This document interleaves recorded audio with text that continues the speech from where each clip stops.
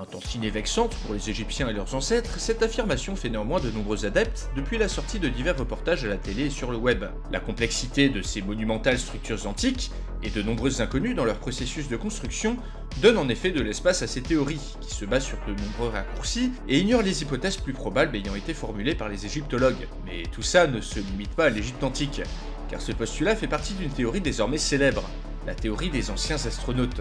Popularisée par les missions anciennes taliennes, qui postulent qu'une race ancienne d'extraterrestres aurait donné à l'humanité les technologies et le savoir-faire pour développer la civilisation, la théorie des anciens astronautes fait arriver ces aliens sur Terre à des dates immémoriales. Ces visiteurs auraient ensuite été érigés en dieux par nos ancêtres, comme en témoigneraient certaines fresques et peintures retrouvées un peu partout dans le monde. Dans ces théories, c'est toute l'histoire de l'humanité qui est façonnée par les aliens, avec une chronologie bien différente que celle que nous connaissons. Toutes les mythologies seraient en fait des expériences génétiques ou des phénomènes créés par ces dieux aliens. Adam et Ève auraient pu être les premiers représentants d'une espèce humaine créée artificiellement dans des laboratoires. Prométhée, qui dans la mythologie grecque a donné le feu aux hommes, serait en fait un alien dissident puni par ses pairs, tandis que l'enfer de la Bible serait la planète Vénus, où les aliens auraient emmené les humains récalcitrants. Dans ce scénario, les anciennes civilisations comme les Égyptiens, mais aussi les Sumériens ou les Babyloniens, auraient vécu avec des aliens à leur tête, des êtres technologiquement très avancés vénérés par les foules qui auraient disparu avec le temps, voire se seraient métissés avec les humains selon les versions. Car oui, il existe de